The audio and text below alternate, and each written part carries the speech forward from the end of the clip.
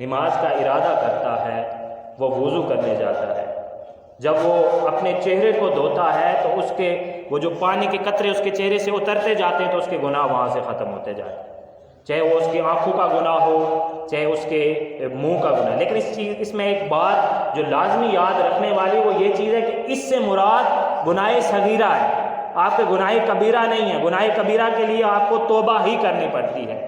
جب آپ کوئی شخص وضو کرتا ہے، چہرے کو دھوتا ہے، تو پانی کے قطروں کے ساتھ ساتھ اس کے گناہ جو صغیرہ ہے وہ ختم ہو جاتے ہیں۔ اسی طرح جب کوئی شخص بازو کو دھوتا ہے تو اس کے جتنے بھی ہاتھ سے کیے ہوئے گناہ ہوتے ہیں وہ ان کے پانی کے قطروں کے ساتھ بہہ جاتے ہیں۔ اسی طرح جب وہ پاؤں کو دھوتا ہے تو پاؤں کے دھونے کے ساتھ ساتھ اس کے وہ جو پانی کے قطرے نیچے گرتے ہیں ان کے جتنے بھی وہ صغیرہ گناہ ہوتے ہیں وہ ختم ہو جاتے ہیں۔ یہ ایک بنیادی پہلو ہے پاکیزگی کا۔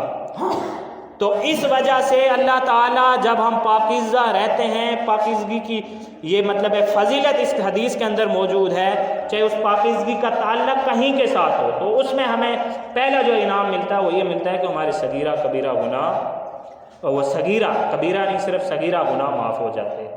اور پھر قربان جاؤں حضرت ابو ہریرہ رضی اللہ تعالیٰ عنہ، انہوں نے جب حضور علیہ الصلوۃ والسلام سے یہ حدیث پاک سنی نا، وہ روایت کرتے ہیں ان کا معمول تھا جب وہ وضو کیا کرتے تھے تو وہ اپنے ہاتھوں کو بغلوں تک دھویا کرتے تھے۔ آپ سب کو پتہ ہے کہ ہم بال جو ہے نا وضو کے اندر جو فرض ہے وہ کونی تک ہے بازو کو دھونا، لیکن حضرت ابو ہریرہ بغلوں تک دھویا کرتے تھے۔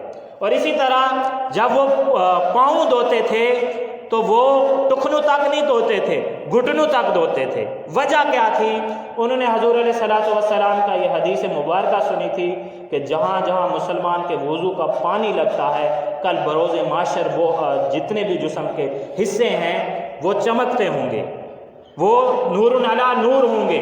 تو وہ انہوں نے جب ان سے پوچھا گیا کہ یہ آپ اس طرح کیوں کرتے ہیں تو وہ کہتے تھے میرے سامنے یہ حضور علیہ الصلوۃ والسلام کی حدیث مبارکہ ہے، اس لیے میں چاہتا ہوں کہ کل بروز محشر میری جو ٹانگیں ہیں وضو کی وجہ سے ٹخنوں تک جو ہے ٹخنوں کے بجائے گھٹنوں تک چمکتی ہوں اور بازو میرے بغلوں تک چمکتے تھے، وہ اس کے خلاف کیا کرتے تھے اور ان کی یہی ہمیشہ روٹین تھی۔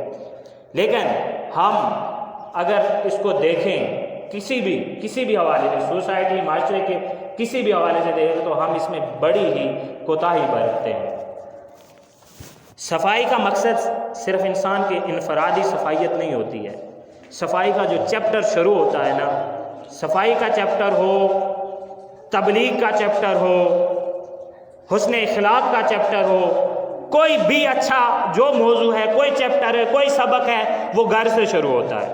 اسی لیے قرآن پاک کے اندر ارشاد فرمایا گیا ہے کہ سب سے پہلے تم خود اور اپنے اہل و عیال کو جہنم کی آگ سے بچاؤ، دوزخ کی آگ سے بچاؤ۔ اور یہ جو بھی چیپٹر ہے، جو بھی سبق ہے، وہ گھر سے شروع ہوتا ہے۔